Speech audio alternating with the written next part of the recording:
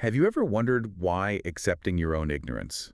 Truly, understanding what you don't know could fundamentally change your approach to financial and personal success. Well, it sounds pretty counterintuitive, doesn't it? Yeah. Especially coming from someone who built, a system as famously rigid and data-driven as Bridgewater Associates. Right. But that exact paradox, that's really the foundation of Ray Dalio's whole career. This deep dive is all about pulling out the core life lessons, the principles, and the big macroeconomic predictions he shared recently.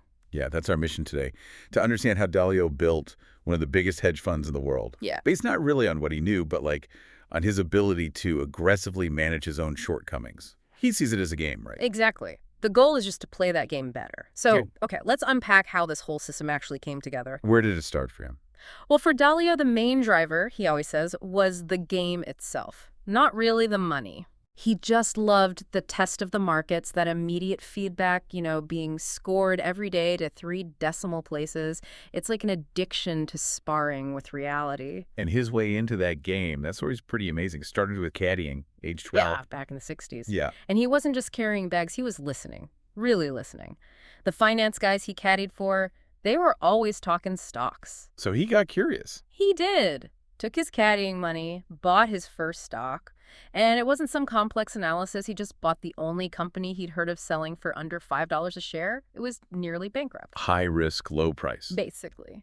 But here's the kicker, the thing that hooked him. The company got acquired. His small investment tripled. Just like that. Wow. So right away he thinks. He admitted, thinking right then, making money is easy in the markets. That early win, that positive reinforcement, it was powerful. You could see how that would stick with you. Absolutely. He carried that excitement through school and eventually started Bridgewater Associates in 1975. And the start of the company itself is kind of wild, right? Not exactly a smooth, planned launch. Not at all. It's a total contradiction to the super-controlled, systematic place Bridgewater became later. He literally started the company because he'd just gotten fired. Fired for what? For decking his boss. Yeah. Punched him at a New Year's Eve company party. Seriously? Yeah. That seems the complete opposite of systematic, unemotional thinking. It is. Total antithesis. And that early, let's say, recklessness, that self-assured confidence, it hit a major wall pretty soon after starting Bridgewater. Ah, okay. So that brings us to the next big piece. Exactly. The critical turning point. This was in the early 1980s. He calls it the painful birth of humility. Right, the early 80s. Volcker at the Fed, fighting inflation, interest rates were sky high. Yeah. And Dalio did his analysis, made a huge calculation. He believed American banks had lent way too much money overseas to foreign countries and that a massive debt crisis was about to crash down. And he was confident about this call. He wasn't just confident, he was certain. He testified before Congress about it, put his analysis and maybe his ego right out there in the spotlight. Okay, so he went all in publicly. All in, but his prediction, his certainty, it led to this spectacular, very public failure. He was profoundly wrong. It turned out to be the exact bottom of the stock market. The rally started right then. Ouch. That must have hurt financially, reputationally. Oh, it cost him dearly. Lost money for himself, lost money for his clients. The failure was so bad he had to sell stuff, borrow $4,000 from his dad just to cover family expenses. Wow. That's a humbling experience, to say the least. Devastating at the time, but looking back, he calls it the best experience of his life. Why the best? Because it forced a change. Completely. It forced a total rethink, a systemic shift in how he approached everything. It moved him away from believing, I am right, to constantly obsessively asking, how do I know I'm right? That's a huge shift. It taught him the difference between his own biases and what he called impersonal truths.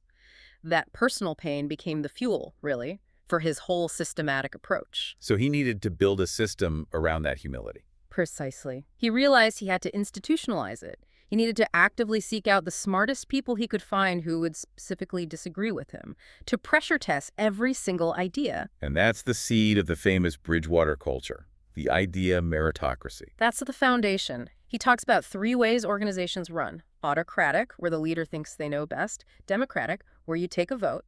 And then his way, the idea meritocracy. Where the best ideas win out, based on, what do you call it, believability. Exactly. Based on the track record, the believability of the people putting the ideas forward, regardless of their job title or rank. Okay, but how do you actually make that work day to day without stuff? It requires radical transparency and radical truthfulness. His assumption is everyone has blind spots, including himself. So employees were not just encouraged, but expected to give brutal, honest, documented critiques of each other. Documented critique. Yeah, this is where the tech comes in. They developed an internal app, the dot collector. The dot collector. I've heard about this. It wasn't just for performance reviews, it was real time. During meetings, people would rate each other, comment on everything, clarity, logic, even things like impatience, on a 1 to 10 scale. In the middle of a meeting, you're rating your colleagues. Right there and then. So if multiple believable people consistently rated you low on, say, strategic thinking, those dots, that data, would follow you. And that affected decisions. It wasn't just feedback. Oh yeah, the dots became core data. They influenced who got responsibility for what. If your scores were low in a certain area, the system was designed to give your opinions in that area less weight in decision-making. That sounds incredibly challenging. Constant judgment. He calls it tough love. And he absolutely acknowledges that radical truthfulness hurts. It's painful. But he sees value in the pain. Immense value. He has this phrase, pain is a messenger. Pain tells you something important about reality, how the world works, or maybe how you need to change to be effective. So the mission comes before feelings. The mission of the team, the pursuit of truth, always comes first. Personal feelings have to take a backseat to that process of uncovering impersonal truths, often through painful feedback. It's fascinating how he connects that personal, painful learning process to analyzing these huge, complex global markets. He makes it sound simple. Well, that's part of his genius, right? Boiling down incredibly complex economics and markets into simpler, repeatable concepts. He always says anyone can make something complicated. Making it simple takes real insight. So why don't more people see these simple patterns he talks about? He thinks there are two main reasons. First, many academic economists, they aren't really tested in the fire of the markets. There's no immediate painful cost for being wrong. Right, theories can persist without real-world consequences. Exactly. And second, and this is crucial for understanding his whole approach, they often don't look across long enough periods of history, and they don't look across enough different countries at the same time. So history is the key. Studying past cycles. That's his main predictor. His deep dives into the Great Depression, the 1930s patterns, that's what allowed him to anticipate the dynamics leading up to the 2008 financial crisis. And the European debt crisis later on. Yeah, 2010 to 2015. He saw the same underlying mechanics playing out because human behavior, institutional responses under similar financial stress, they tend to repeat. History doesn't repeat exactly, but it rhymes, as the saying goes. And that core mechanic he focuses on is the debt dynamic. Can you break that down simply? How does rising debt cause these crises? It boils down to the ratio of debt and, crucially, the cost of servicing that debt compared to income. When that ratio gets too high, it acts like, his analogy is, plaque in the arteries of the economy. Those fixed debt payments start squeezing out everything else: spending, investment, growth. And because one person's debt is another person's asset, when debts stop performing, assets plunge in value. It creates this feedback loop, a downward spiral of devaluation and economic contraction. We've seen it again and again throughout history. So that debt cycle is the engine. But he zooms out even further, right? He talks about 5 big forces shaping everything. 5 big interrelated forces that he sees driving world history. The first one we just talked about: money, debt, markets, and the economy, that core cycle. Okay, what's number 2? Number 2 is internal order and disorder. This is about conflict within countries, big gaps in wealth, opportunity, even values. That leads to political polarization, breakdown of cooperation. Sound familiar? Yeah, definitely resonates today. What's third? Third is geopolitics, the international order, how countries interact. He points out we're in a massive shift right now, moving away from that relatively stable U.S.-led system we've had since 1945 towards something much more competitive, much more conflicted. A multipolar world, or maybe a less stable one? Potentially. The fourth force, he thinks, is often really underestimated: acts of nature. Like climate change, pandemics. Exactly. Droughts, floods, pandemics.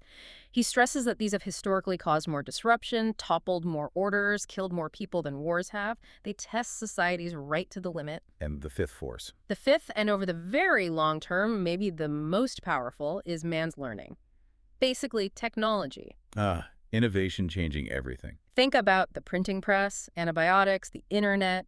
New technologies fundamentally reshape economies, power structures, everything, every single time. So putting those 5 forces together, Where does he think we are now? Well, this is where his analysis gets quite sober. He draws a direct analogy between our current period and roughly 1937 to 1938. Wow, 1937-38, that's right before World War II. Precisely. A time with high debt levels, really severe internal conflicts within countries, rising nationalism, and major powers challenging the existing world order. He sees parallels. So he thinks we're facing significant risks across the board. He believes we're already in multiple kinds of wars. A financial and economic one, a technology war, definitely geopolitical struggles, and even the risk of military confrontations is rising. And crucially, he sees this kind of internal civil war, not necessarily violent, but deep, irreconcilable differences brewing in places like the US. He thinks this internal conflict will be a huge test for institutions everywhere. Speaking of institutions, he stepped back from his own, from Bridgewater. Yeah, he's completed that long transition. He's leaving the board entirely in 2025 after 47 years. He compares it to watching your kids grow up and take over the family business, sort of. Still involved somehow. He admits he's still addicted to the markets, that intellectual game, but his main focus has shifted dramatically. To what? To the ocean. He co-founded a non-profit initiative called OceanX with his son Mark. Ocean exploration. Exactly. He calls the ocean the planet's most important and least understood asset. It's his new game, exploring this vast space twice the size of all land, mostly unmapped. So it's about discovery. Pure discovery. Using advanced submersibles, finding new species all the time. He gets really excited talking about finally filming the giant squid in its deep-sea habitat. It's that same drive, to understand the unknown. Applying the same principles to a totally different frontier. That makes sense. Did he leave with one final principle? Kind of a takeaway for everyone. He did. A really provocative one for managing risk. Applies to anyone. He said, if you worry, you don't have to worry. And if you don't worry, you need to worry. If you worry, you don't have to worry. Because if you're truly worrying about a risk, you're thinking about it, you're analyzing it, you're putting mitigations in place, you're taking action. Worry drives preparation. But if you don't worry? If you're complacent, if you're not thinking about what could go wrong, that's when you're actually vulnerable. That's when you need to worry. Okay, so the synthesis here for you, the listener trying to learn from this, is that real expertise, real success, it comes from learning from pain, from constantly stress testing your own ideas and seeing the big picture through these simple historical patterns. Exactly. And institutionalizing that process of self-correction. Worry, in Dalio's view, isn't about being paralyzed by fear. It's the active ingredient, the fuel for preparing and preventing the bad outcomes. So let's end with this thought then. If Dalio's analogy holds, if we are in a period like 1937-38, which of these conflicts he identifies, the debt crisis, the internal political divisions, the tech war, which one do you think will be the biggest test for our global institutions over the next, say, 5 years? Something to reflect on. How are you applying that principle of worry to manage your own risks, personal or professional? Because if you truly worry, as Dalio suggests, you're already taking steps to make sure the worst doesn't happen.